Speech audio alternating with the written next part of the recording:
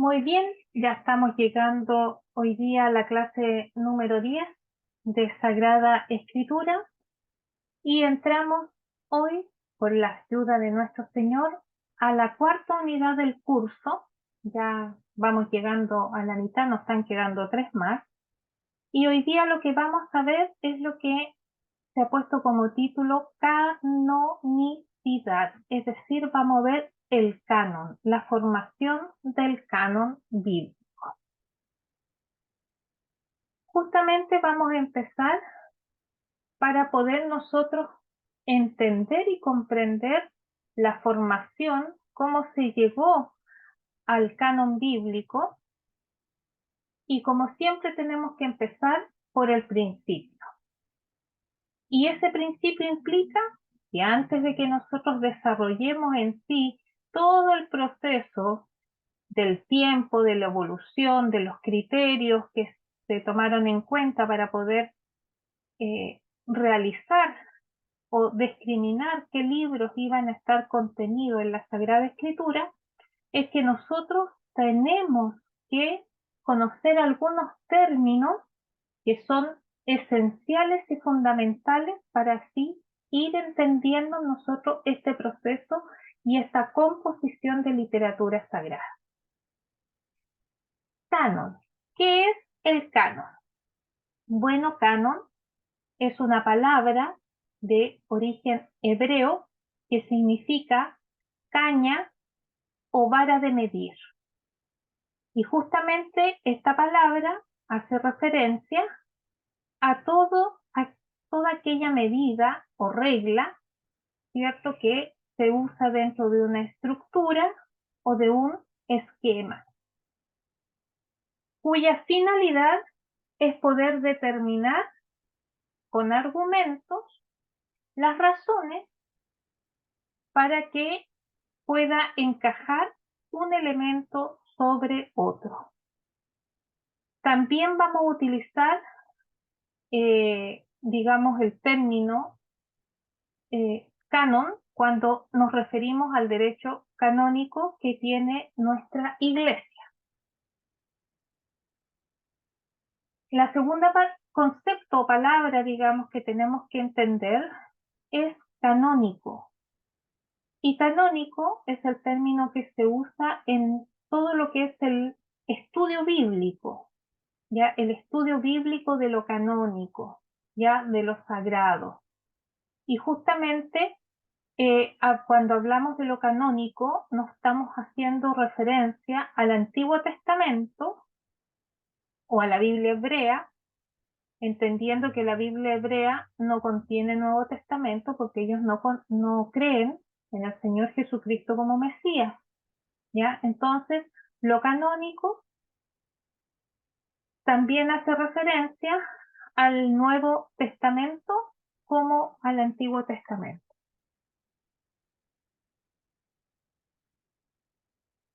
La tercera palabra que tenemos que tener en cuenta es deuterocanónico.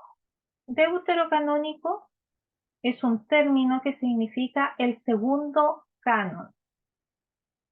Y nosotros en toda esta unidad vamos a escuchar este término que va a hacer referencia principalmente a los libros del Antiguo Testamento que no están presentes en la Biblia hebrea, pero sí que están presentes en la Biblia católica y en la Biblia ortodoxa, como también lo está en la Septuaginta o en la Biblia de los 70. Los deuterocanónicos son libros que fueron rechazados por los masoretas cuando escribieron la Tanaj entre el siglo 7 y 8 después de Cristo. Y los protestantes o los evangélicos a estos libros ellos le llaman apócrifos. La cuarta palabra o el cuarto término que tenemos que tener claro justamente es el vocablo apócrifo. Apócrifo viene del griego, que significa oculto, escondido o separado. Y en el mundo de los estudios bíblicos Hay dos tipos de apócrifos.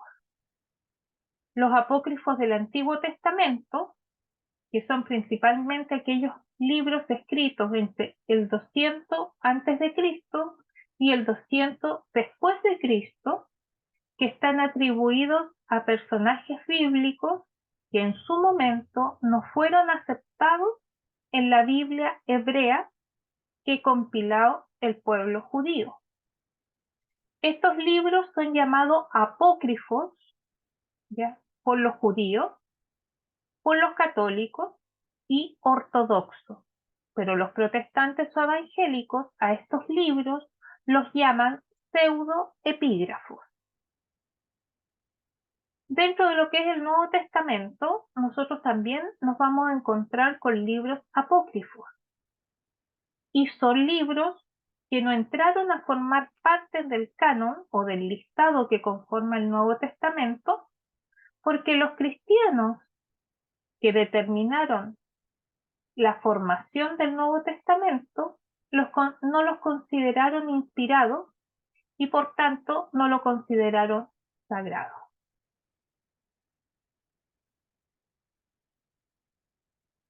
El quinto vocablo que tenemos que tener claro es justamente los pseudoepígrafos.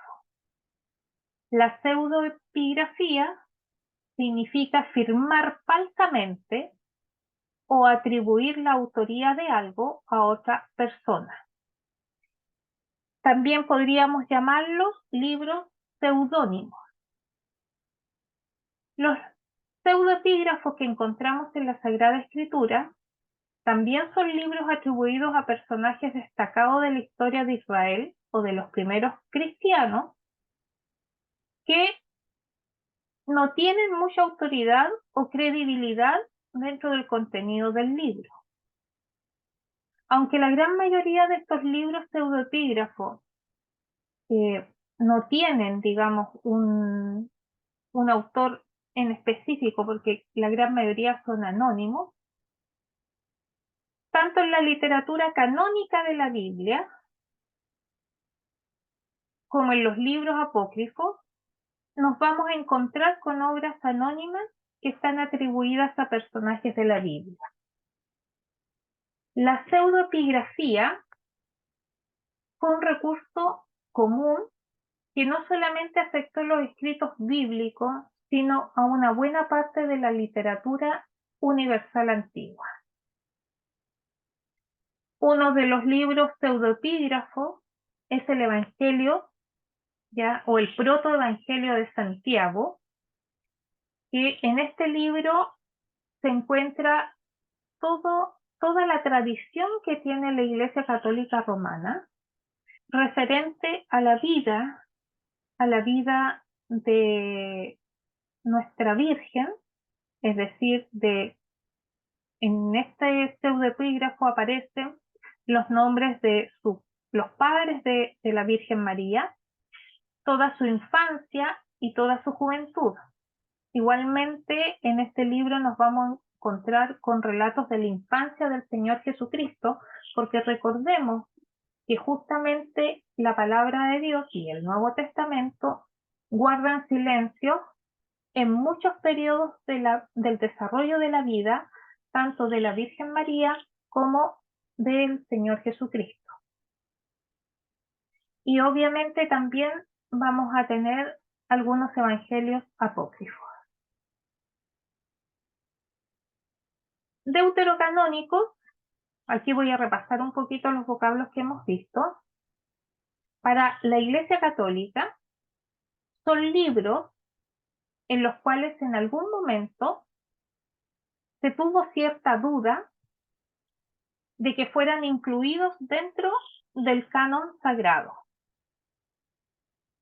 pero que la Iglesia reafirma como inspirado, y eso hizo que entraran a pertenecer al canon que conocemos hoy día, tanto del Antiguo Testamento como del Nuevo Testamento. Para todos aquellos que no son católicos, cuando me refiero principalmente a los protestantes, estos libros que se tiene duda de su inspiración, ellos lo llaman apócrifos. Apócrifos, en cambio, para la Iglesia Católica, son libros que no están incluidos en el canon bíblico porque su inspiración es incierta. Y esta definición de no incluir en el canon estos libros porque la inspiración no es incierta, entonces los protestantes le llaman pseudoepígrafos o pseudoepígrafes y generalmente van escritos con nombre falso los autores de aquellos libros. Teniendo más o menos un poco de conocimiento o ya estas primeras palabras vamos a saber a lo que se refiere, entramos entonces en lo que es el proceso de canonicidad, es decir, todo el proceso que se necesitó y que se realizó para poder determinar de toda la tradición qué libros se iban a dejar como inspirados tanto en el Antiguo como en el Nuevo Testamento. Recordemos que el Antiguo Testamento nace de la tradición judía, de la Mishnah. Todo era oral. Y después de muchos siglos se empezaron a escribir estos escritos que eran transmitidos y enseñados oralmente, principalmente por los sacerdotes, y cuyos principales formadores en la familia eran tanto el padre como la madre, siendo el padre de familia el que debía formar a los hijos varones hasta los 18 años en lo que se refería a la historia sagrada.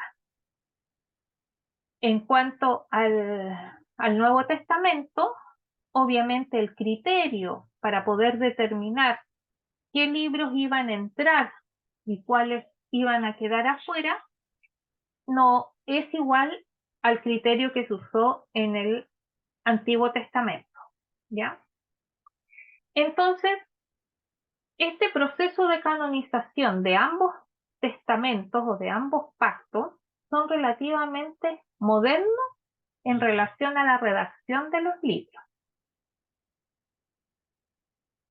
Y en ambos casos, la canonización fue consecuencia de la necesidad de fijar una sagrada literatura que cada vez se hacía más amplia, pero que se determinó que fuese más concentrado, o sea, que fuese un poco más reducida, pero que dentro de lo que se hizo con el canon fue poner todo el contenido vital, no solamente en cuanto al conocimiento de Dios, al conocimiento del hombre, sino que principalmente al conocimiento de la salvación, de la redención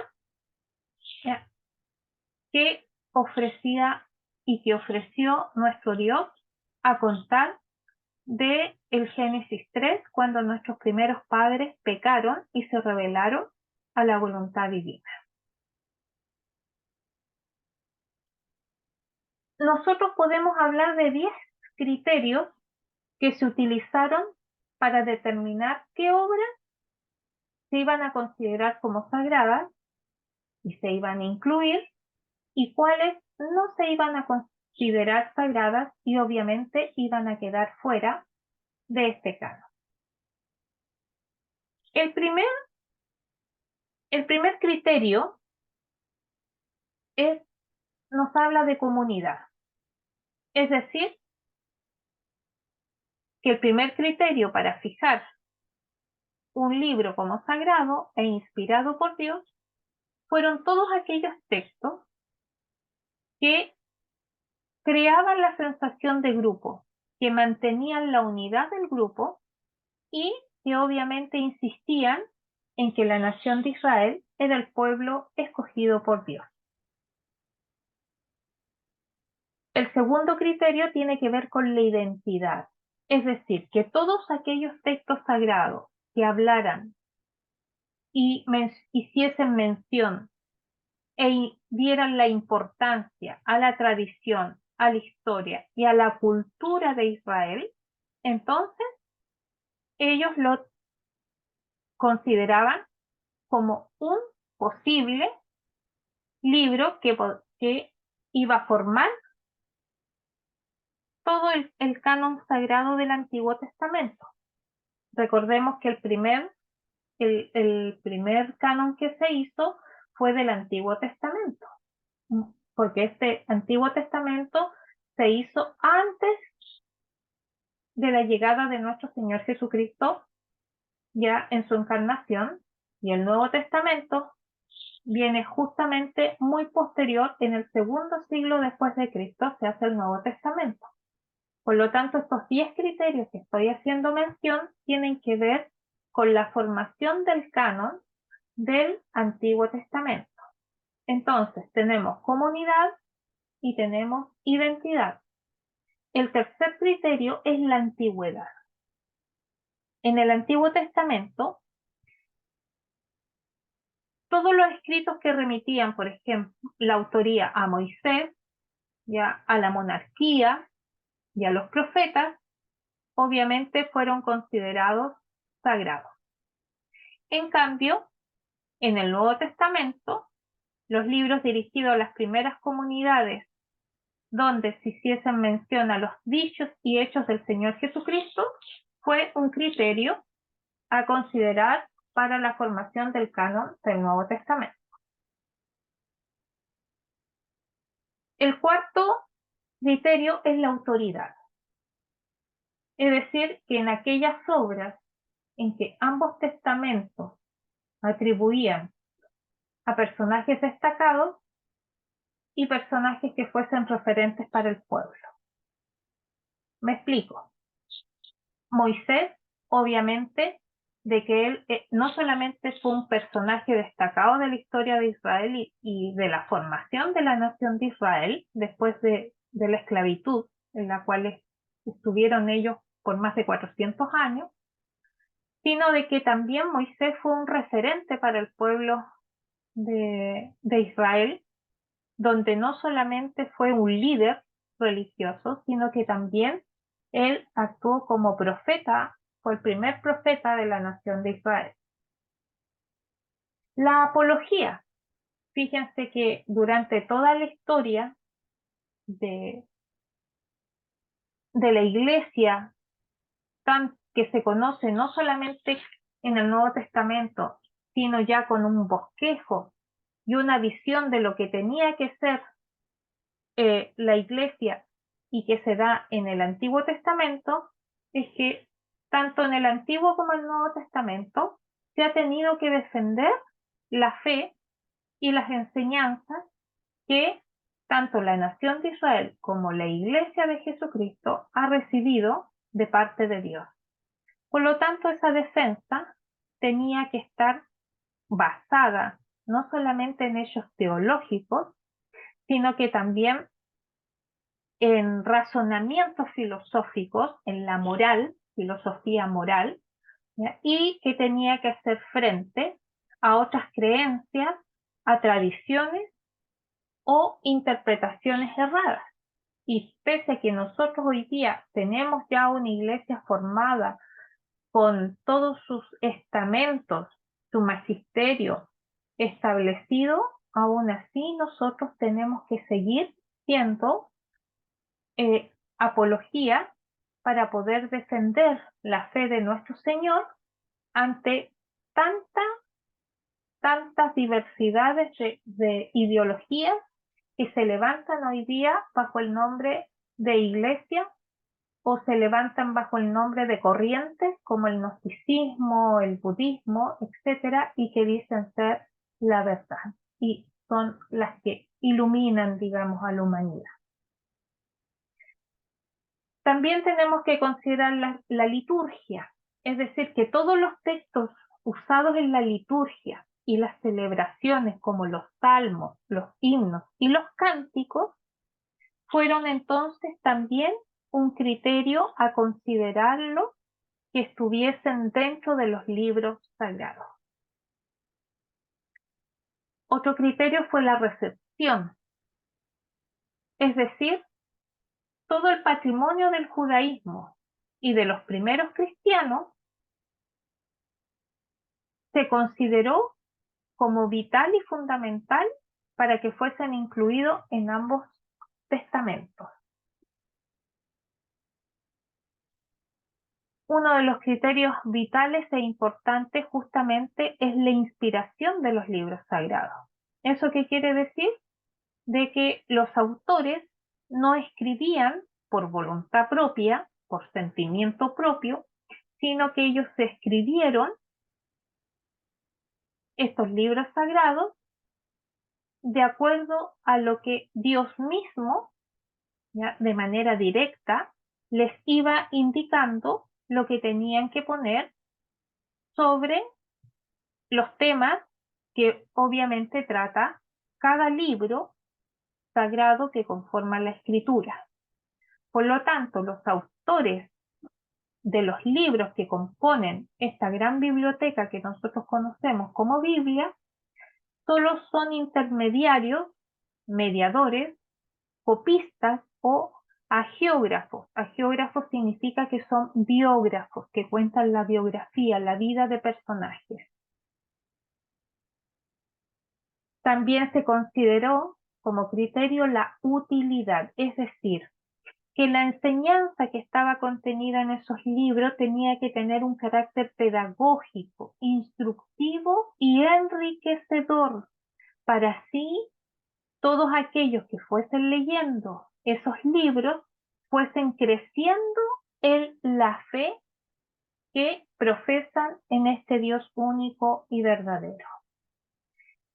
Y el último criterio es la aprobación, es decir, que tanto en el Antiguo Testamento para los judíos como el Nuevo Testamento para los cristianos tenían que tener autoridad religiosa a través de una asamblea, un concilio o una proclamación institucional.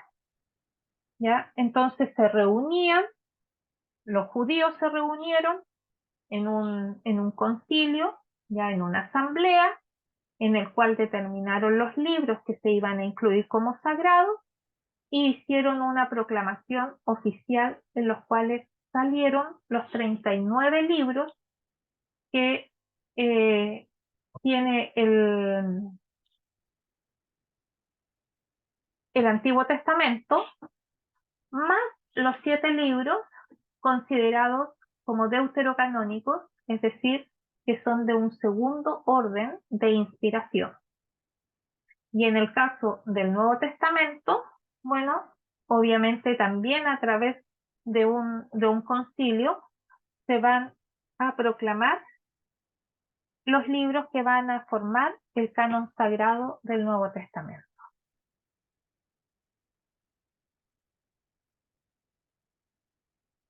Veamos ahora el canon del Antiguo Testamento, es decir, cómo se formó el canon del Antiguo. Bueno, primero que nada tenemos que recordar que en el Evangelio de Lucas, capítulo 14, versículo 44, el Señor Jesucristo hace referencia a 3 divisiones o secciones que dividen el Antiguo Testamento judío y que son la ley, los profetas y los escritos.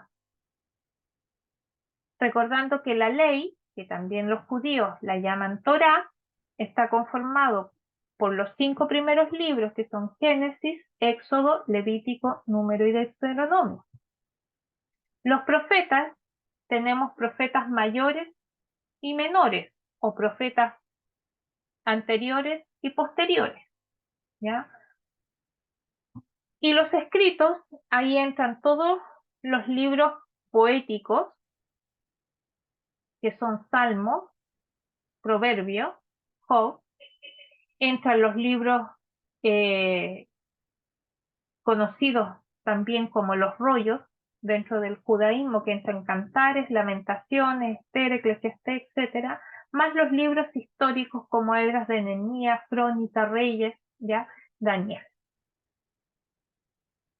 Las diferencias entre la Biblia hebrea, es decir, el canon judío, y el Antiguo Testamento, que es conocido como el canon cristiano, son muy pocas y principalmente se deben a los libros deuterocanónicos, Judith y Tobías, como también el capítulo 13 del libro de Daniel, donde se nos habla de Susana, como también no aparece el dragón en Daniel 14.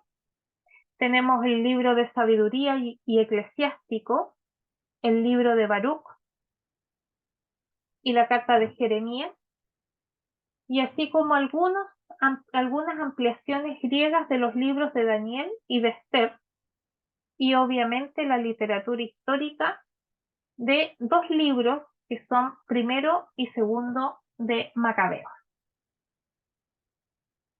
Yo les había mencionado en una de las clases que Flavio Josefo es un historiador judío de renombre, de confiabilidad, donde no solamente él habla acerca del desarrollo de la historia de la iglesia, sino que también él narra algunos hechos de la vida de nuestro Señor Jesucristo cuando él estuvo aquí en la tierra en su ministerio. Y fíjense que Flavio Josefo habla también de los 22 libros sagrados que cuenta la nación de Judía en aquellos tiempos, porque Flavio Josefo fue contemporáneo al tiempo de nuestro Señor Jesucristo. Y él hace mención de esto en su libro Contrapión 1.8. ¿Por qué el canon judío tiene 22 libros? Ya lo mencioné en una clase y lo vuelvo a mencionar. Porque Primera y Segunda de Reyes es un solo libro. Primera y Segunda de Crónicas es un solo libro. ¿Ya? Entonces ellos van juntando los libros y solamente van mencionando, lo hacen ver como uno. Y eso va reduciendo. Lo mismo va a pasar con Jeremías y Lamentaciones, como es el mismo autor, que es el profeta Jeremías, entonces también los van a incluir como un solo libro. Y eso hace de que estos libros de 39 que tiene la Biblia protestante, se reduzca a 22 porque, vuelvo a insistir, el canon judío que está actualmente hoy no tiene incluido los 7 libros deuterocanónicos, así como tampoco lo tiene incluido la Biblia protestante o la Biblia evangélica. Siguiendo con el canon del Antiguo Testamento.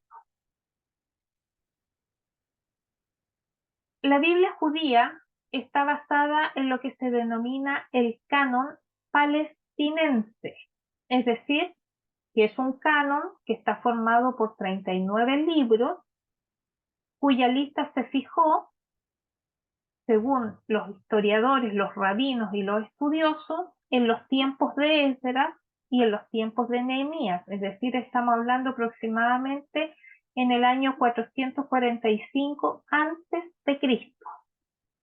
Otros consideran que fue el año 90 después de Cristo, en el concilio de Jamnia o Yamnia o de Yafne, ¿ya? Que son los 3 nombres por los cuales se conoce este concilio. Aunque un dato interesante es que este concilio de Yamnia o de Yafne, generalmente son los nombres más usados, no tiene ningún registro histórico de que se haya realizado.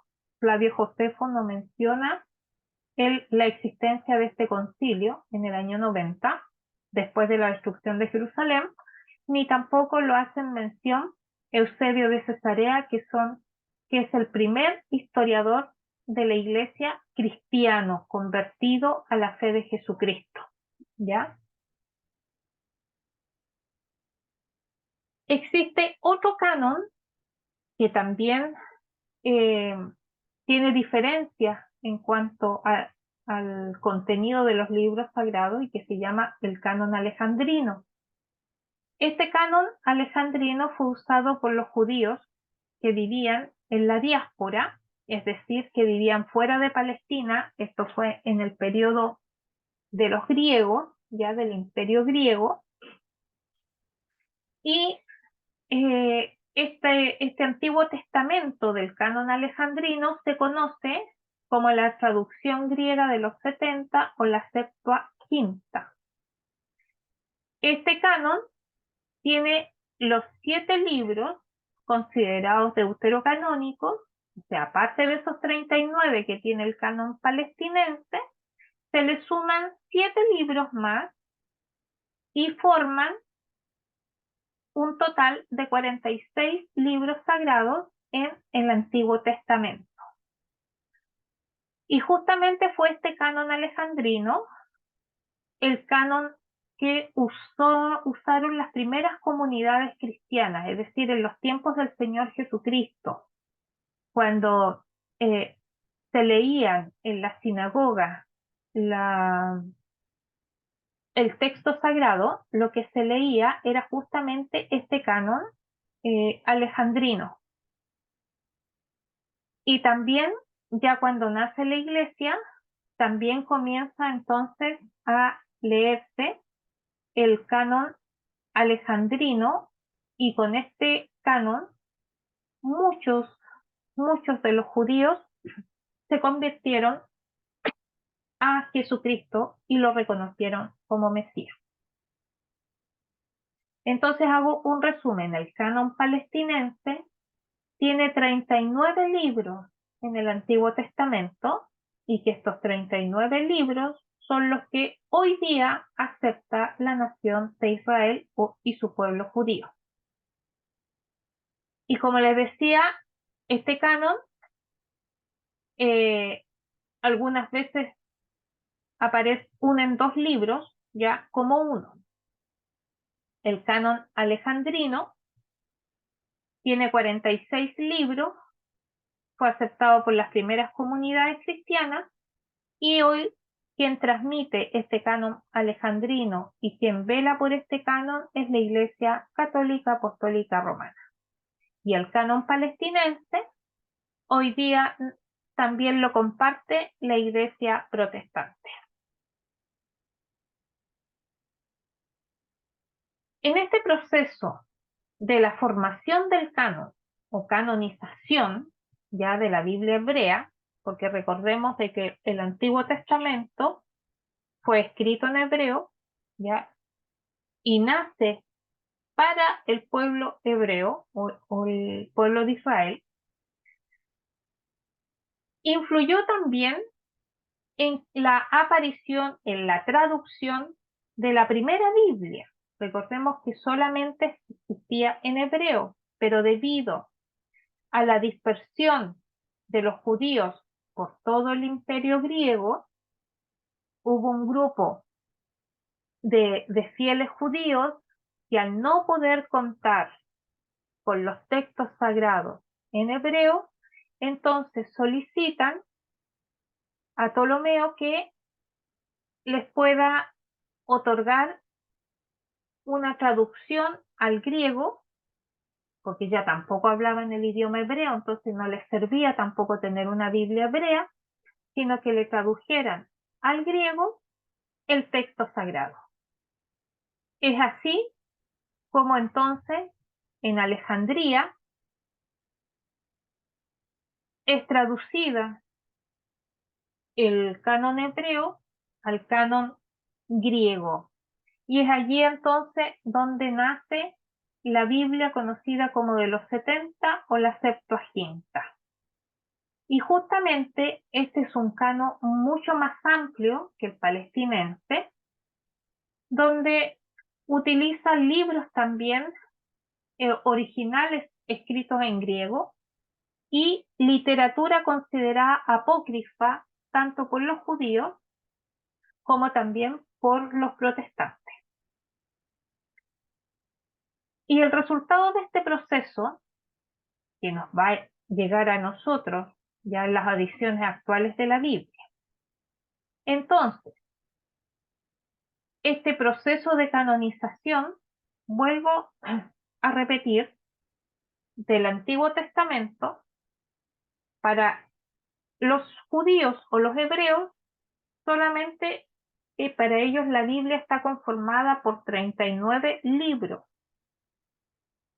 Para el protestante, el Antiguo Testamento también tiene 39 libros, pero lo que es para la Iglesia Católica, el Antiguo Testamento está formado por 46 libros, los cuales, sumados a los 27 libros que tiene el Nuevo Testamento, nos va a dar un total de nosotros de 73 libros, a diferencia del protestante, de la Biblia protestante, que esos 39 se le suman 27 y les da como resultado 66 libros. ¿Ya? Entonces, el Antiguo Testamento es lo que tenemos en común: judíos, católicos y protestantes, con la diferencia que los católicos, nosotros, tenemos 7 libros más incorporados al al Antiguo Testamento, al igual como lo tiene la Septuaginta, es decir, la Biblia en griego. Aquí les vuelvo a poner el resumen de las diferencias de Antiguo Testamento y con el total de libros que tiene la Biblia, tanto judíos, protestantes como católicos. ¿Ya? Aquí les puse la Biblia, la Tanaj, una Biblia protestante y obviamente una Biblia católica.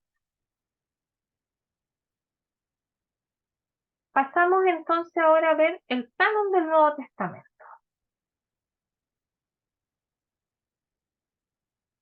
Las distintas iglesias cristianas que hoy día conocemos como católicos, ortodoxos y protestantes poseen el mismo canon del Nuevo Testamento, que está formado a su vez por 27 libros.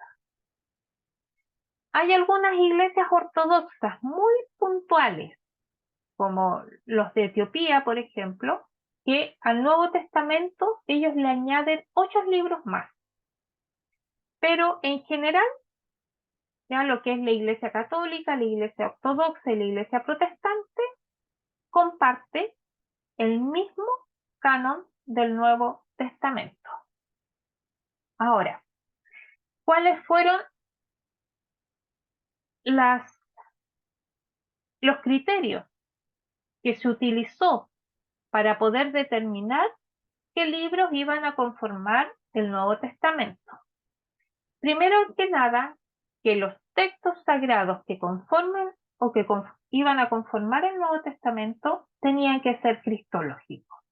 Es decir, que no solamente tenían que hablar de la persona de Cristo, sino que también ellos tenían que mostrar a Cristo como modelo, como referente, no solamente como Mesías, Redentor y Mediador, sino como tipo, modelo y referente de vida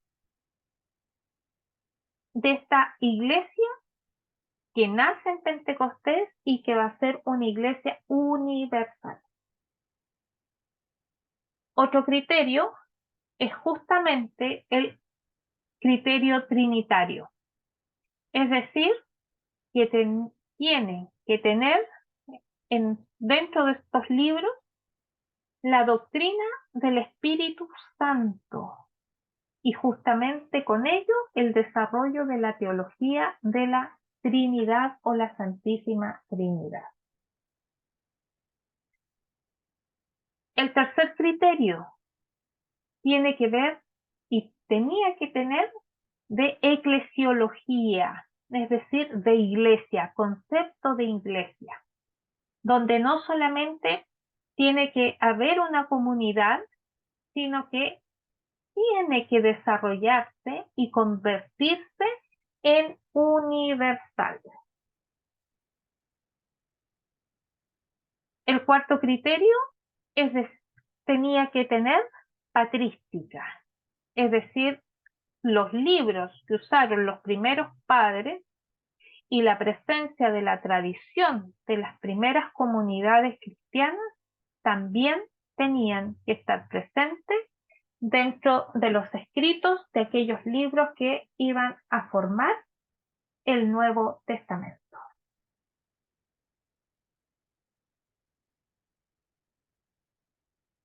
De los 8 escritores que tenemos en el Nuevo Testamento, ninguno sugiere que los escritos deban ser añadidos a las escrituras. ¿Por qué? Porque estos libros se conocían, se estudiaban y se leían. Los escritos de los apóstoles y de otros hombres inspirados fueron tenidos como sagrados e inspirados desde sus inicios. En un comienzo, el canon del Nuevo Testamento tenía solo 20 libros, ya que Hebreos, la segunda carta de Juan, la tercera carta de Juan, la segunda carta de Pedro, el libro de Judas, de Santiago y el Apocalipsis del apóstol Juan fueron cuestionados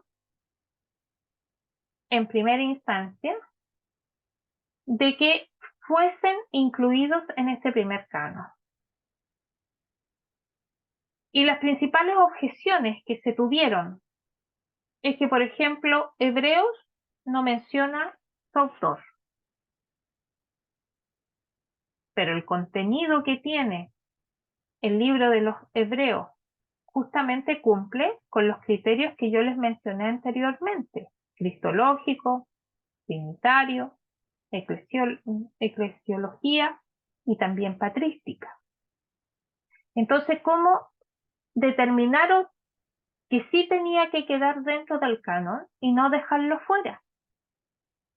Usando el mismo criterio que usó el pueblo judío para dejar dentro del canon al libro de Esther y al libro de Ruth, en los cuales no se hace mención de autores,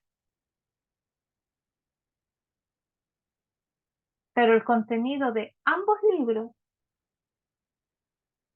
no solamente mantenía la tradición del pueblo, sino que también relata momentos históricos cruciales para la nación de Israel. En lo que se refiere a la segunda carta de Pedro, simplemente se quería dejar afuera porque no era una continuación de la primera carta de Pedro, a diferencia, por ejemplo, de la carta de Pablo cuando escribe a la primera carta de Corintios, y después cuando escribe la segunda carta a los Corintios, va siguiendo, digamos, es la continuación de la primera, donde vuelve a reforzar, digamos, a enseñar, a desarrollar temas que están incluidos en la primera carta. Pero en el caso de la segunda carta de Pedro, no tiene una continuidad. Pero como también cumplía con los requisitos anteriores, entonces se incorporó. Santiago y Judas, a diferencia de lo que es San Pablo y San Pedro y también San Juan, que ellos se llaman apóstoles porque fueron apóstoles del Señor Jesucristo, aunque Pablo no formó parte del grupo selecto de los 12 apóstoles, ni tampoco de los otros que lo siguieron y que no están mencionados. Pablo recibe el título de apóstol porque uno de los requisitos para ser apóstol es que ellos tenían que haber visto con sus ojos al Señor. Y como Pablo, cuando él iba persiguiendo a los cristianos en Damasco, en el camino, se le aparece el mismo Señor Jesucristo con toda su gloria y su esplendor, donde él no solamente cae de su caballo, sino que él queda ciego por 3 días, en donde Dios manda a Ananías a que ore sobre él y le devuelve la vista. Entonces, como San Pablo vio a nuestro Señor en gloria y majestad, no en carne, no encarnado como lo vieron los 12 discípulos o los 12 apóstoles, entonces por eso que la iglesia le otorga el título de apóstol a San Pablo. Pero Santiago y Judas, ellos no se presentan como apóstol de Jesucristo, sino que se presentan y se llaman a sí mismos siervos de Jesucristo. Y el Apocalipsis obviamente fue cuestionado por su carácter particular. Pero una vez analizando estos libros y viendo que cumplían con los criterios anteriormente mencionados, entonces deciden incorporarlo ya al canon que va a formar el Nuevo Testamento. Y obviamente al incluirlos dentro del canon, se reciben como genuinos y como auténticos. Es así como a principios del siglo IV después de Cristo, estamos hablando año 300, ya después de Cristo, entonces los 27 libros ya eran reconocidos y recibidos como inspirados y sagrados en la mayoría de las congregaciones cristianas existentes hasta ese momento. Vamos a recordar que en el Concilio de Nicea 325, el Concilio de Hipona 394 después de Cristo, perdón, el Concilio de Nicea es después de Cristo, ¿ya? 394 después de Cristo el de Hipona, y el Concilio de Cartago 397 después de Cristo, se establecieron entonces la inspiración de los libros, es decir, el canon se formó entre el año 150 al 170 después de Cristo, siglo II. Entre esos años, es decir, que ya al año 200, estamos hablando de que ya el canon estaba establecido, y lo que hicieron estos concilios de Nicea, de Hipona y de Cartago fue simplemente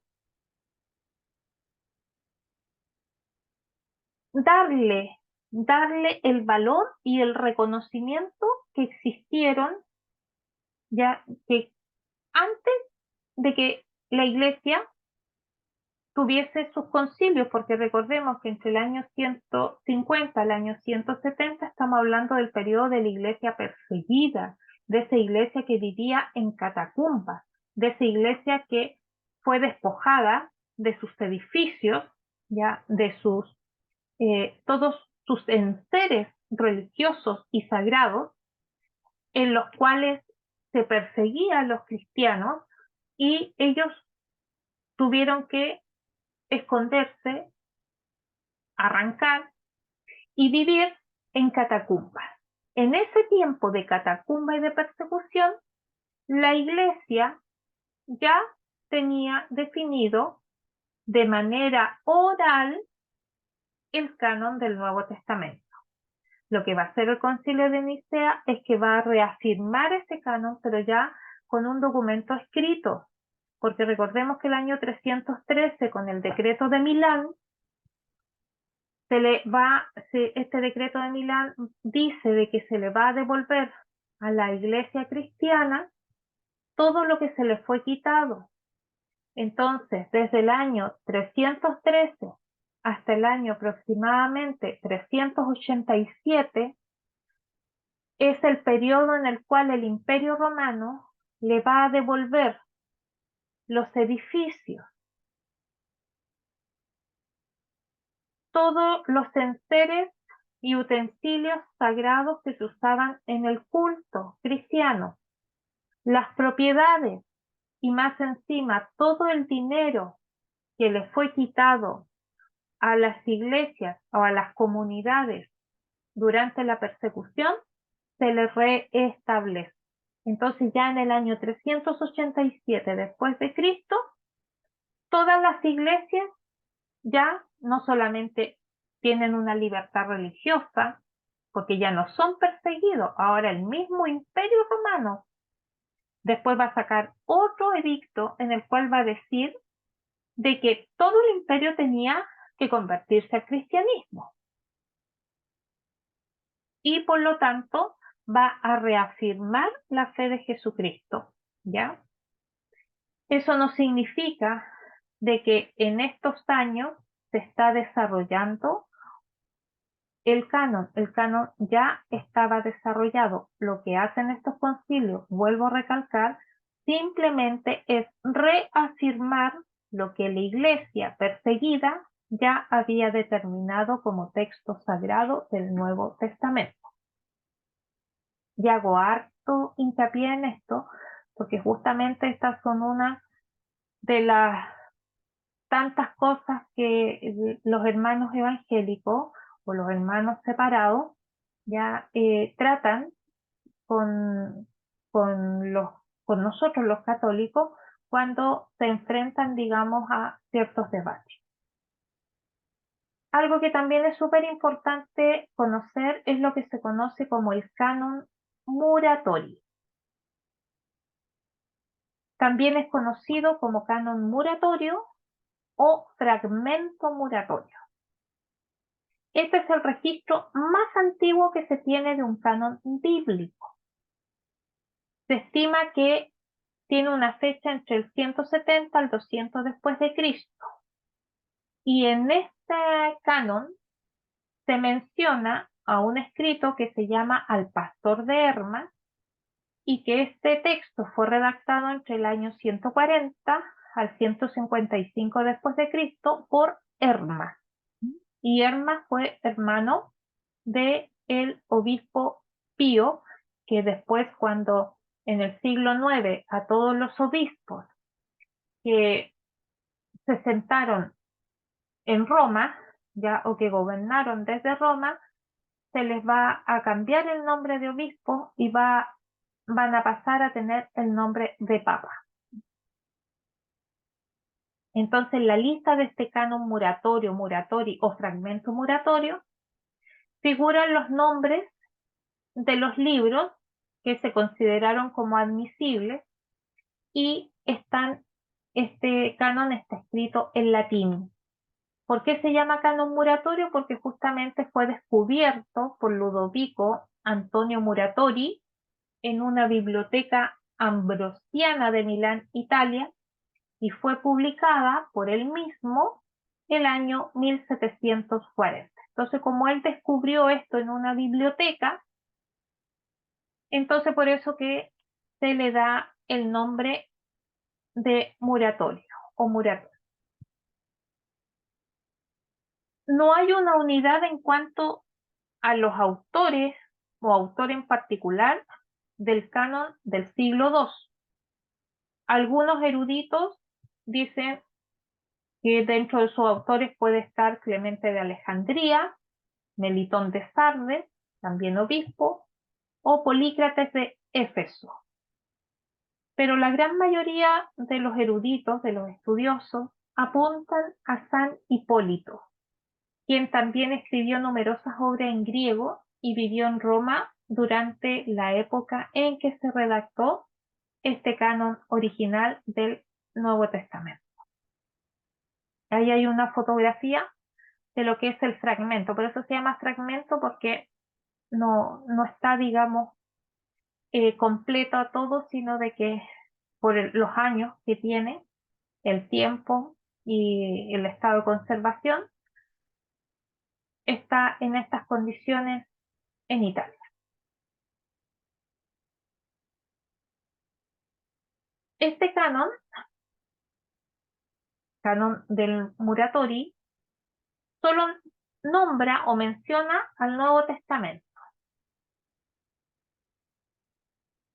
Y hace también mención a un tercer evangelio de Lucas, nombra un cuarto evangelio de Juan confirma que Lucas escribió el libro de los Hechos de los Apóstoles o Actas y enumera entre los libros recibidos como inspirados a las cartas de Pablo, que son Corintios, Efesios, Filipenses, Colosenses, Gálatas, Tesalonicenses y Romanos, que son cartas a iglesia, más cartas personales que escribió San Pablo y que fueron dirigidas a Filemón, a Tito y a Timoteo.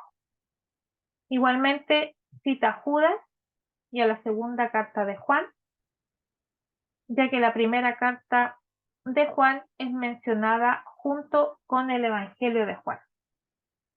Y este canon Muratori concluye con el Apocalipsis del apóstol Juan. Cabe señalar entonces que el canon Muratori menciona también a un Apocalipsis de Pedro. Además, no hace mención de la carta de los Hebreos ni la carta a Santiago, como tampoco hace mención a las dos cartas de Pedro. Y obviamente si no hace mención es justamente porque no está completo el documento. Pasamos entonces a ver ahora las versiones de la Biblia. Una vez que ya conocemos cómo se formaron a grandes rasgos tanto el Antiguo Testamento como el Nuevo Testamento, vamos a pasar entonces a las versiones de la Biblia. Se le llama versiones a las traducciones, ¿ya? De aquellas. Y empezamos obviamente con las versiones más antiguas.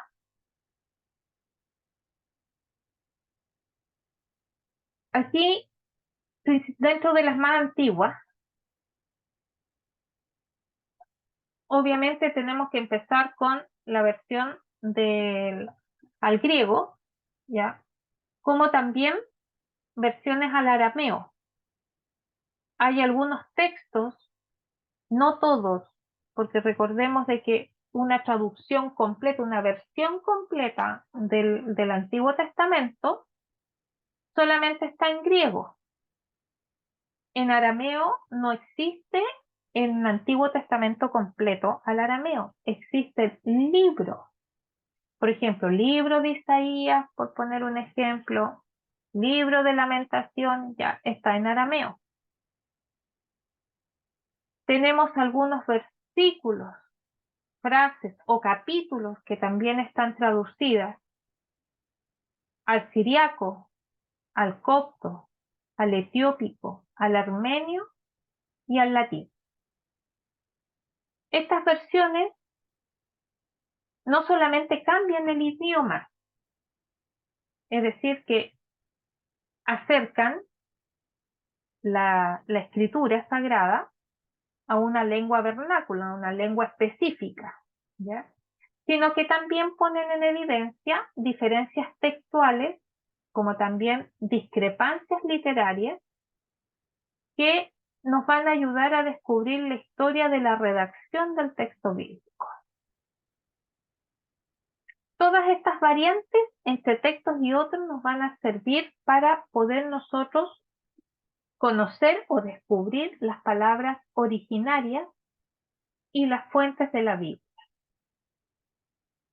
Las versiones más antiguas son las hebreas, arameas, griegas, latinas y siriacas. ¿Ya? Aquí yo le puse un pequeño esquema de algunas traducciones y aquí están consideradas en este lado las Biblias católicas y aquí las Biblias protestantes, que no las voy a leer para no, pero ustedes después las pueden revisar. Dentro de las versiones hebreas,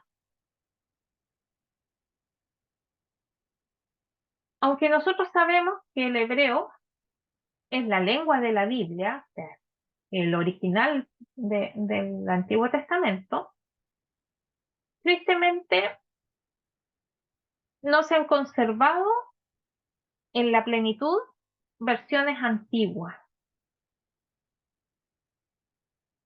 Pero nos encontramos, por ejemplo, con una versión que se llama el Pentateuco samaritano.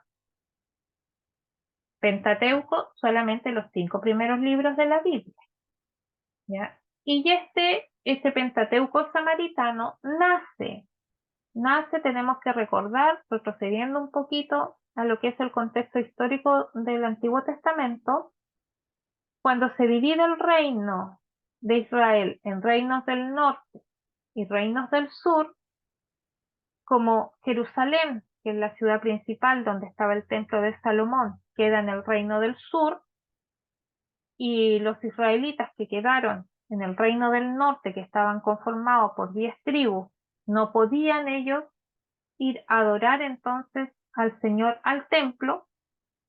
Recordemos que tuvieron varias capitales, pero la capital, digamos, que se mantuvo por hartos años en el reino del norte fue Samaria. Entonces, como se separa el reino de Israel y también se produce este rechazo de los judíos, que eran los que estaban en el reino del sur, hacia el reino del norte, principalmente con samaritanos, porque recordemos que ellos fueron primeros en aceptar la idolatría. Y no tan solamente ellos no podían ingresar al templo de Jerusalén, sino que ellos también perdieron en parte los rollos que se tenían y que se guardaban en el templo del Pentateuco. Por lo tanto, ellos tuvieron que hacer su propia redacción, conociendo de memoria los 5 primeros libros. Recordemos también el contexto histórico del Nuevo Testamento, que dentro de lo que es la tradición judía, todo hijo varón a los 12 años se tiene que saber de memoria los 5 primeros libros de la Biblia. Entonces, sabiendo de que esa era una tradición, una costumbre cultural que venía desde muy antiguo, desde el inicio de la nación de Israel, entonces ellos hacen una versión a esta lengua, digamos, de ellos, y sacan entonces esta primera versión del hebreo, pero que exclusivamente es del Pentateuco. Luego vamos a tener los manuscritos del Mar Muerto, en los cuales que fueron descubiertos obviamente a mediados del siglo XX, en Qumran, principalmente en 1947, donde se encontraron estos textos antiguos y que contienen una versión hebrea, donde está casi la totalidad de la Biblia hebrea, es decir, del Antiguo Testamento, junto con otra literatura que se considera literatura de la tradición judía, la cual comenta también e interpreta la Biblia, es decir, es literatura parabíblica, ¿ya? Y estos manuscritos que se encontraron en el Mar Muerto, como les decía anteriormente, están en su mayoría escritos en hebreo y contrastan entonces con la Septuaginta, que traducida al mismo tiempo en que se copiaban los textos del Qumran. Pasamos ahora a ver entonces las versiones arameas. Dentro de lo que son las versiones arameas, aunque recordemos que el arameo era una lengua popular, donde principalmente la población judía de Palestina y buena parte de la región de Siria era el que hablaba este idioma arameo. Y lo que significa una versión aramea es que nacen de una Biblia hebrea y que obviamente se interpreta la escritura, ¿ya? Y a esta interpretación se le conoce como el Targum, y en plural Targumim. Entonces, el Targum arameo que aparece más o menos siglo III, que significa traducción, va a estar aplicado a este texto bíblico y que justamente tiene que ver con el periodo rabínico, es decir, ese periodo donde los maestros, porque rabín significa maestro, rabínico es la escuela, digamos, de maestros que prepara a los varones que deseen dedicarse a estudiar la Sagrada Escritura. La intención del Targum entonces era interpretar y actualizar el texto bíblico cuando el hebreo original no era entendible o comprensible dentro de la sinagoga. Por lo tanto, los Targumim se convirtieron en versiones reconocidas y de gran prestigio para muchas comunidades judías. Y hasta nuestros días han llegado versiones arameas como el Targumim del Pentateuco, fragmentos de Genisa, ya Targum Pseudo Jonatán, también los Targumim de los profetas y de los escritos. Aquí yo les pongo unos libros que están escritos en arameo, ¿ya? No es la Biblia completa, sino de que son algunos libros, algunas partes de todo lo que es el canon del Antiguo Testamento que está traducido al arameo. En cuanto a las versiones griegas, nosotros ya sabemos, ¿cierto?, acerca de la Septuaginta, que es la Biblia que no solamente contiene el canon judío, sino que también tiene estos 7 libros deuterocanónicos y que es exactamente igual al canon que tenemos nosotros como Iglesia Católica. ¿Ya? Aquí hay un poquito de historia acerca de la Septuaginta y también un dato importante que quería mencionarles es que justamente en una carta de Inocencio I al obispo Exuperio de Tolosa, que está fechada el 20 de febrero del año 405 después de Cristo, él hace también mención a un canon bíblico con 73 libros sagrados. Igualmente, dentro de lo que se encontró en Qumran aparece un manuscrito sinaítico que es un uncial más importante del mundo. ¿Por qué es más importante? Porque contiene la copia más completa y antigua de ambos testamentos. Fue escrita en griego mucho antes del concilio de Hipona y también contiene los 73 libros sagrados que conforman el canon de nuestra Biblia que se usa en la Iglesia Católica, Apostólica y Romana. Y justamente tanto esta carta de Inocencio I como el manuscrito sinaítico apoyan el uso de la Septuaginta en la Iglesia primitiva.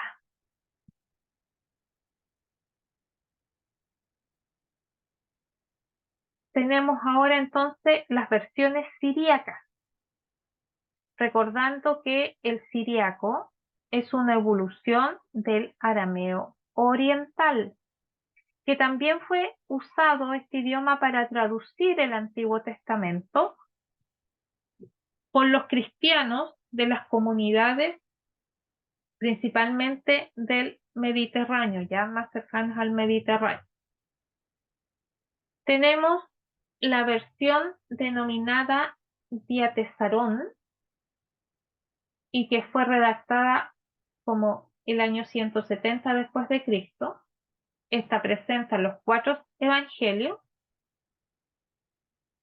y aunque a nosotros no nos ha llegado ninguna copia, pero a través de la Vetus Sira se ha podido reconstruir esta obra.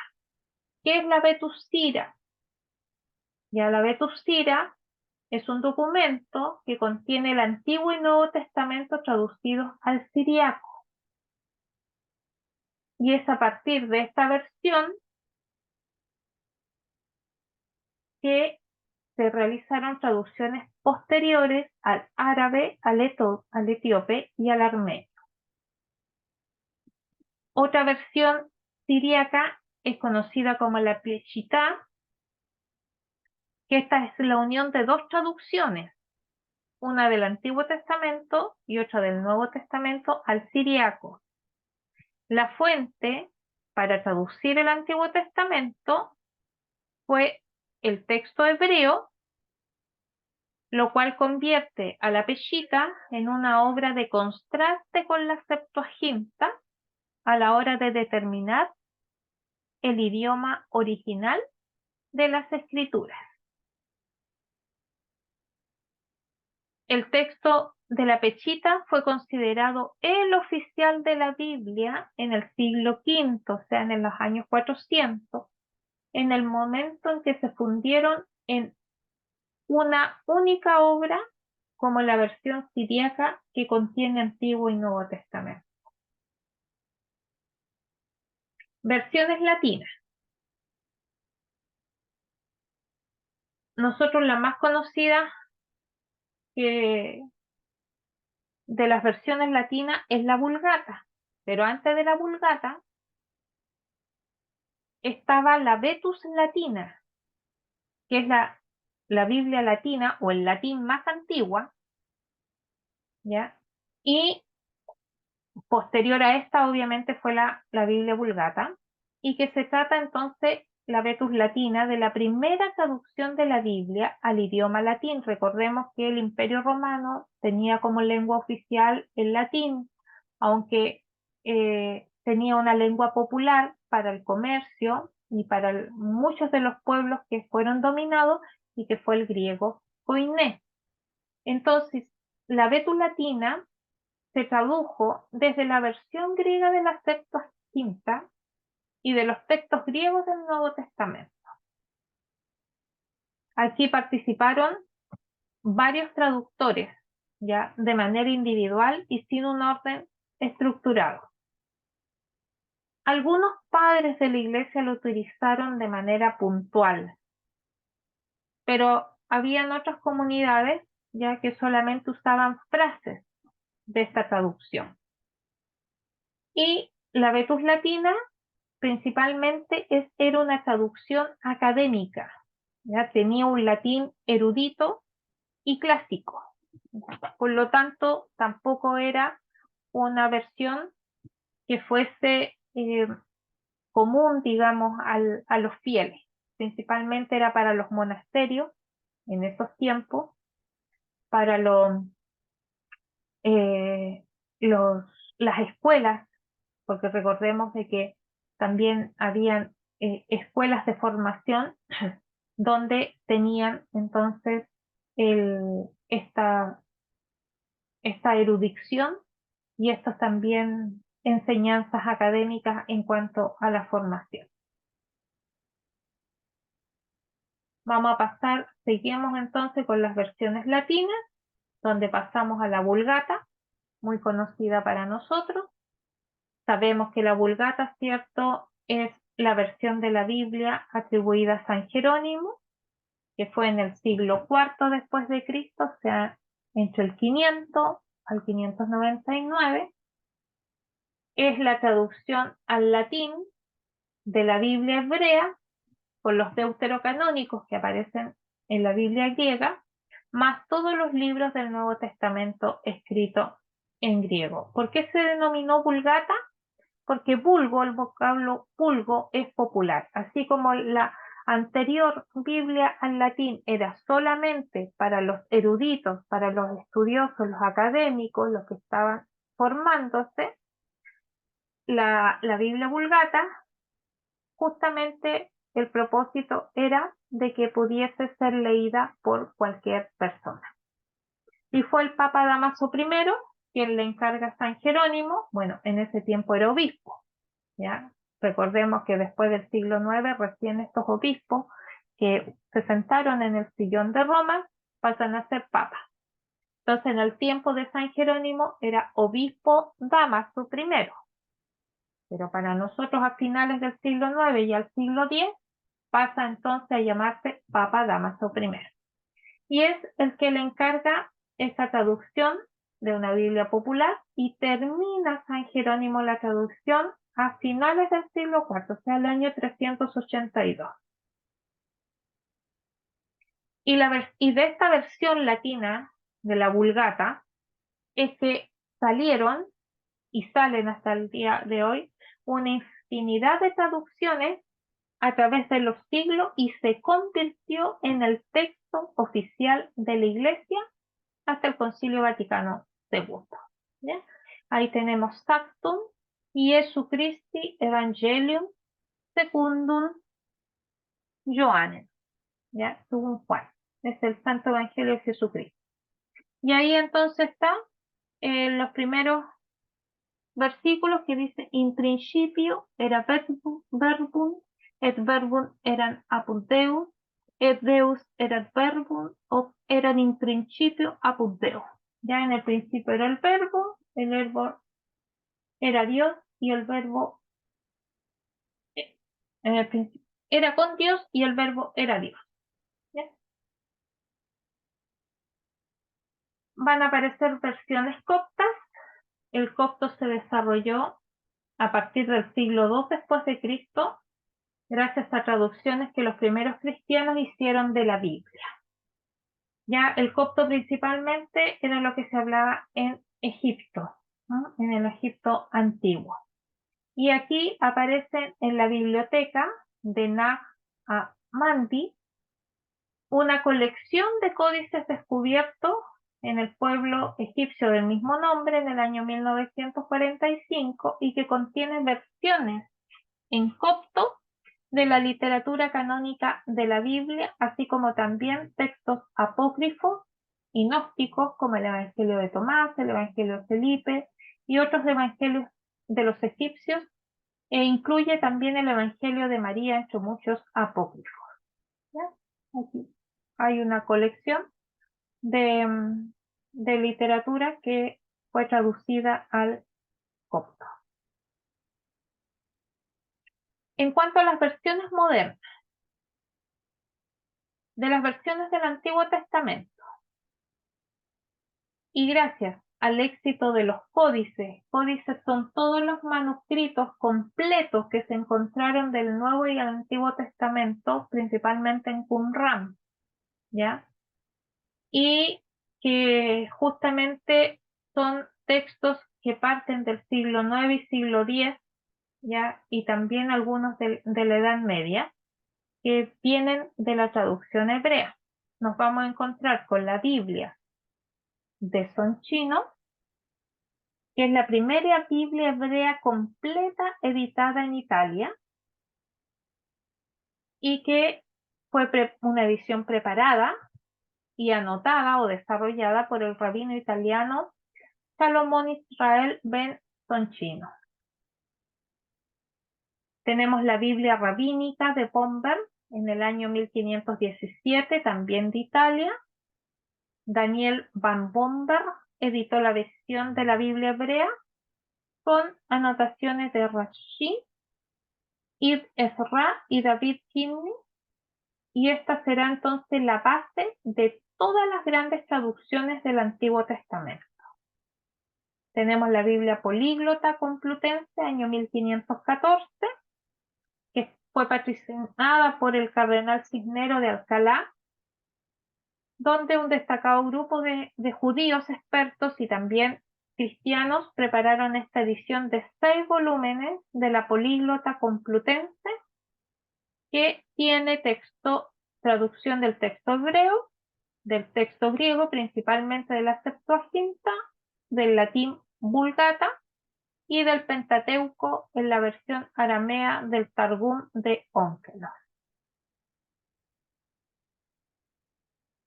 Nos vamos a encontrar con la Biblia hebraica Kittel en 1906, que también es una Biblia que nace del texto rabínico, posterior en 1937, cuando publica su tercera edición, ya va a basarse o va a seleccionar los de la Masora, ¿ya? ¿Y qué significa Masora? Significa la doctrina crítica de los rabinos acerca del texto hebreo de la Biblia.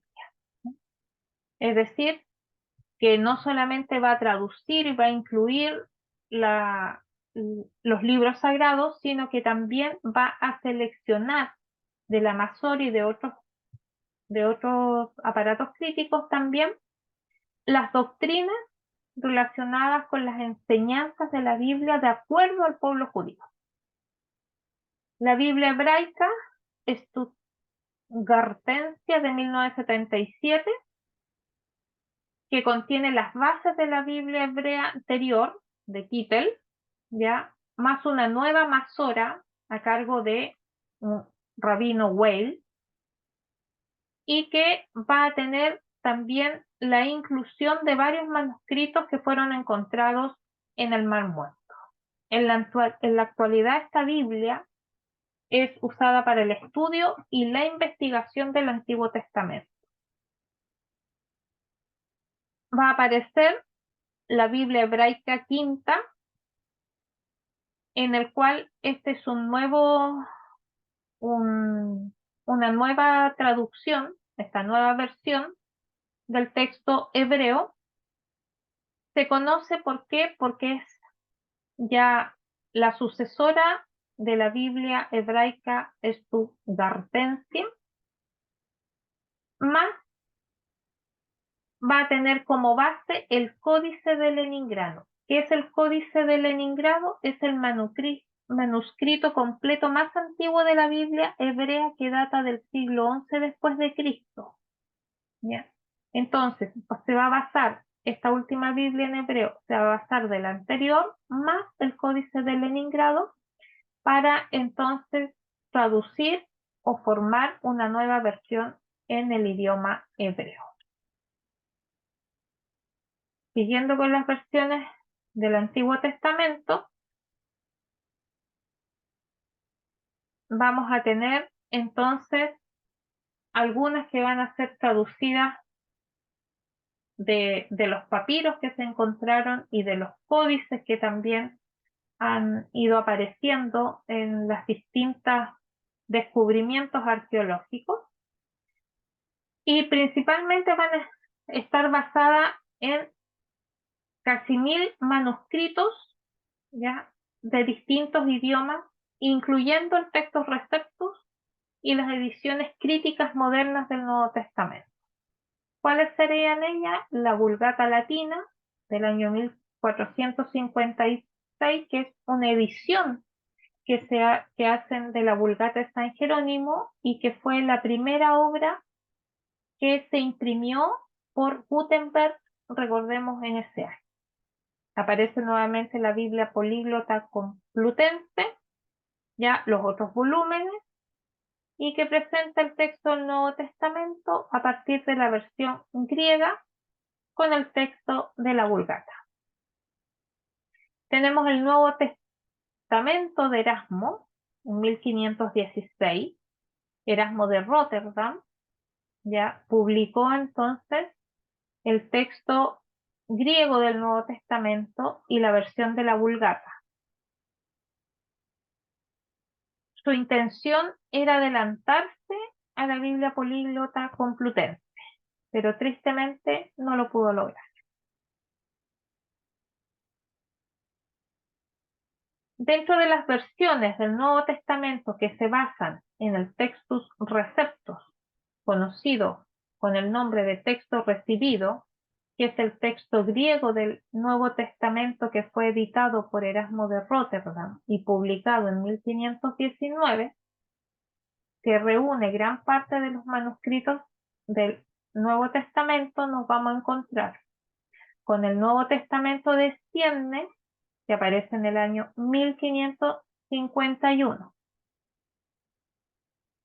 Tenemos también el Novum Testamentum griego en 1869, que fue elaborado por von Tischendorf y que basa su versión en el texto códice del Sinaítico, como también The New Testament in the Original Greek, que también fue preparado por dos eruditos en Cambridge y que publicaron el texto griego con algunas variantes menores dentro de su escrito. Igualmente tenemos Novum Testamentum Graece en latín en 1937, vamos a tener el Novi Testamenti, Biblia Greca en latina 1943, Novum Testamentum griego en 1963, The Greek New Testament 1966, ya que esta versión son las bases de las traducciones actuales del Nuevo Testamento y fuentes de estudio del Nuevo Testamento, que son estas dos, Testamento en griego más este Nuevo Testamento en griego. Tenemos el Nuevo Testamento trilingüe, que contiene texto griego, latino y castellano de todo el Nuevo Testamento. Pasamos entonces a las ediciones actuales. Sabiendo que la Biblia es el libro más traducido y que ha tenido más ediciones, nosotros en la actualidad tenemos que preguntarnos cuál es una buena Biblia, porque tenemos una gran cantidad de versiones o de traducciones. No como antiguamente se tenía una sola, hoy día tenemos más. Entonces yo aquí le he puesto ya 10 premisas que hay que considerar cuando nosotros vayamos a comprar una Biblia. Una que no sea muy ostentosa, que sea de fácil manejo, no muy pesada, que sus primeras páginas aparezca año y lugar de la primera edición, que tenga una introducción general, que figure el nombre del traductor o el equipo de traductores, que sea una traducción a partir de las lenguas originales, es decir, hebreo, arameo y griego, que tenga introducciones a cada uno de los libros de la Biblia, que contenga referencias o paralelos, tal como lo vimos en clases anteriores, que cuente con notas a pie de páginas con explicaciones, justificaciones y comentarios, que incluya un índice de los libros bíblicos con sus siglas o abreviaturas, y que ofrezca una serie de mapas que nos ayuden a situarnos en los escenarios. Dentro de las ediciones que nosotros tenemos al castellano y que justamente son traducidas de las lenguas originales, nos vamos a encontrar con la Biblia Nácar Colunga del año 1944, me equivoqué, no es 43, es el año 44, que fue publicada por la Biblioteca Autores Cristianos. Esta es una edición que fue preparada justamente por dos biblistas, Nácar y Colunga, y que justamente es una Biblia traducida al castellano desde las lenguas originales. Es la primera Biblia, digamos, en español que es traducida directamente de los originales. Recordemos que todas las versiones anteriores son traducidas desde la Vulgata, ¿ya? Pero en este caso estos biblistas, uno se especializa en hebreo, otro en griego, y ellos entonces hacen la traducción. Y justamente se convierte en la edición de mayor difusión en el mundo hispano. Tenemos también la Biblia Bover Cantera 1947, también publicada por la BAC, Biblioteca de Autores Cristianos. Esta es más literal que la anterior, es decir, más fiel a los textos originales y con un lenguaje menos popular, por lo tanto es más para estudiosos y eruditos. Tenemos la Sagrada Biblia Herder de 1964, por la editorial del mismo nombre, y que justamente cuenta con anotaciones de tipo pastoral. La obra fue reeditada y su última edición revisada fue el año 2005. Tenemos también la Biblia de la editorial San Pablo, que es pastoral y catequética. Fue traducida por Martín Nieto, está dirigida al público en general, pero en forma particular a los catequistas. donde obviamente el texto bíblico ya, digamos, no viene netamente del original porque hay se hace más comprensible, se van adaptando ya eh, a diferentes edades o para que se comprenda de mejor manera el mensaje bíblico. Tenemos la Biblia Claretiana de 1966, que forma parte del despertar bíblico que supuso Concilio Vaticano II. Ya se trata también de una edición traducida desde los textos originales, tiene muy pocas notas a pie de página y con introducciones sencillas. Tenemos la Biblia Jerusalén, que muchos la conocen, aparece por primera vez en el año 1967, también es una Biblia postconciliar, ¿ya? Y que obviamente es usada para estudios, ya fue una adaptación, no, aunque viene de los originales, pero es una adaptación ya de varios biblistas que participaron en esta publicación. Luego tenemos la Biblia Cantera Iglesia, 1975 en la primera edición hasta el año 2000, también es de la BAC, y es el resultado también de la traducción al castellano de las lenguas originales. Es una edición menos popular que la Nácar Colunga y la Bober Cantera, y que intentó buscar una máxima fidelidad a las lenguas originales, y por lo mismo es considerada una edición para el estudio de la Biblia, para los estudiosos. Tenemos la Nueva Biblia Española 1975, que está editada por la editorial Cristiandad. Tuvo un equipo de traductores. Es una traducción muy cuidada desde el punto de vista literario, narrativo y poético, ¿ya? Y cuenta con el prestigio de dos grandes biblistas, ¿ya? Pero el problema es que carece de notas.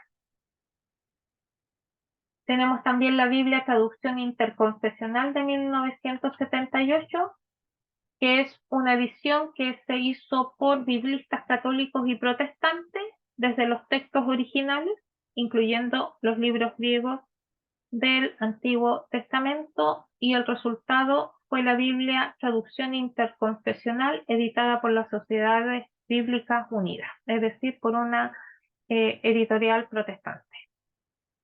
Está la Biblia La Casa de la Biblia, con colaboración de PPC, Verbo Divino, Sígueme y Atenas. Salió a la luz en 1992. Tiene sus raíces en una versión previa del año 66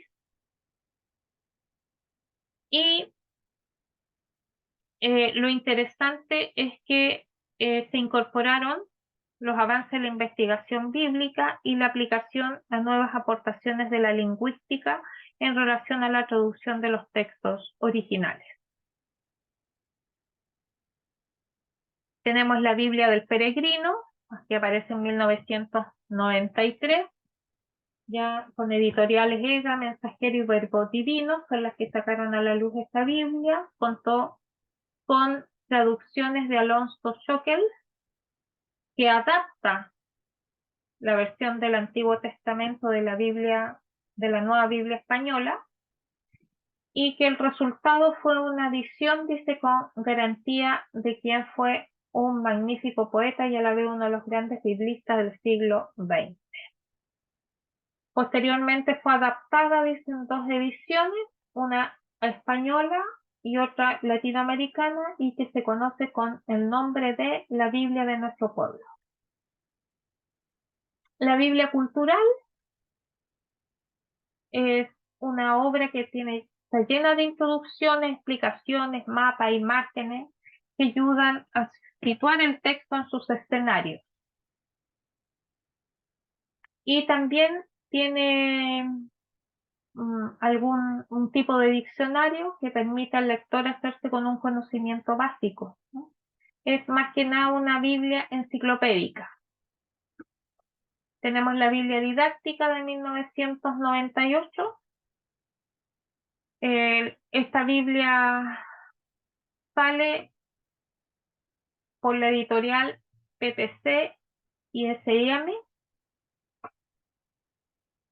y pasa a ser un instrumento muy importante en el mundo de la educación. Ya es la que usan los pedagogos y expertos en pastoral educativa.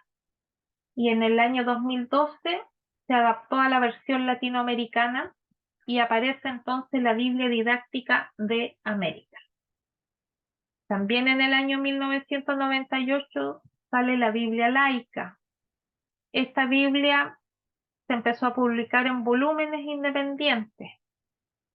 Ya se trataba de una edición de la Biblia protestante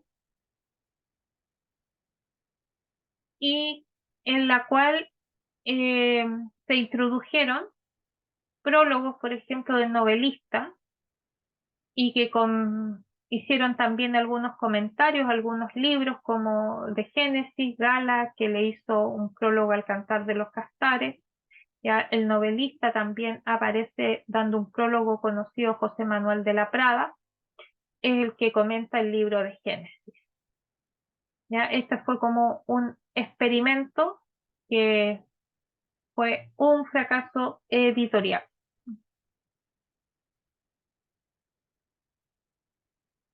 Tenemos una Biblia de estudio, Dios habla hoy, 2002, que es editada por la Sociedad Bíblica Unida. Es una traducción ecuménica e interconfesional, fruto de acuerdos suscritos por el Vaticano y Sociedades Bíblicas Unidas. Aquí trabajaron biblistas católicos y protestantes. Tenemos la Biblia de Navarra 2004, que justamente fue publicada por la Universidad de Navarra. Su traducción fue realizada por un equipo de biblistas de la Facultad de Teología de la Universidad de Navarra, y esta versión pretende mantener la fidelidad a los textos originales a través de expresiones hebreas y griegas con una redacción bastante fluida. Tenemos la Biblia interconfesional en 2008 de la editorial Verbo Divino, que publicó el resultado de 25 años de trabajo de un equipo de traductores por biblistas de diferentes confesiones cristianas, por eso se llama interconfesional. Esta también fue hecha a partir de los textos originales y cuenta esta edición con introducciones generales y especiales a cada uno de los libros y notas que acompañan el texto. Dentro de lo que son las ediciones americanas, tenemos la Biblia latinoamericana, que aparece en el año 1972 por el Verbo Divino, cuyo objetivo fue hacer más accesible la palabra de Dios a gente sencilla y con una dimensión misionera y pastoral. ¿Ya? Aquí participa el biblista chileno Ural, quien coordinó un equipo de biblistas latinoamericanos para editar entonces lo que sería esta primera Biblia latinoamericana. La traducción parte de los textos originales, pero presenta un lenguaje sencillo, adaptado al español latinoamericano. También tenemos la Biblia de América, también llamada la Casa de la Biblia, el año 2001, fruto de trabajo de 40 biblistas españoles y latinoamericanos. Fue publicada en Madrid y la edición incorporó avances de investigación bíblica con un lenguaje cercano al pueblo. Incluye notas que comentan texto, vocabulario, mapas y cronología. Otras ediciones latinoamericanas, tenemos la Biblia de nuestro pueblo, el 2006, que es una adaptación que se hizo a la Biblia del Peregrino, con las mismas características anteriores, pero adaptada para América Latina. Biblia de América 2012, que aquí se aprovecharon de difundir la versión de la Biblia de América en diferentes formatos y con diferentes sellos editoriales. Y así entonces, editorial como Verbo Divino, PPC principalmente, son las que se van a encargar de esta edición popular, que es de bolsillo y rústica. La Biblia Didáctica de América, año 2012, al mismo tiempo que se publicaba la Biblia de América, adapta la documentación de la Biblia didáctica al texto latinoamericano, y esta Biblia didáctica de América va dirigida entonces principalmente a la formación de jóvenes. Tenemos la Biblia del Pueblo de Dios, 2015. Esta es una nueva versión que está hecha para América Latina y traducida por biblistas Leborati y Truso. Cuenta con notas ampliadas, actualizadas, muchas referencias paralelas, cronología bíblica y una introducción a la lectio divina. Tenemos la Biblia Católica de la Familia, el Verbo Divino, que coincidiendo con el Sínodo de la Familia, y ahí en colaboración con Center for Ministry Development y la Federación Bíblica Católica, publican entonces esta Biblia. Su edición tiene como objetivo facilitar la lectura y comprensión del texto bíblico, ayudando al conjunto de los miembros de la familia a crecer juntos en la fe. Esta edición fue preparada por biblistas hispanos. Siguiendo con las ediciones latinoamericanas, tenemos la Biblia de la Iglesia en América, 2018. Primero se editó el Nuevo Testamento, 3 años después entonces aparece completa y editada por PPC. Se trata entonces de una nueva traducción que fue realizada por especialistas latinoamericanos, ya donde hace referencia a paralelos, glosario geográfico, histórico y sociocultural. Y con esto entonces hemos dado por conclusión con todo este tema a grandes rasgos de lo que es la canosidad de la escritura, con todo su proceso de canonización, cómo se fue formando el Antiguo Testamento, el Nuevo Testamento, las traducciones y versiones de la Biblia que conocemos hasta hoy.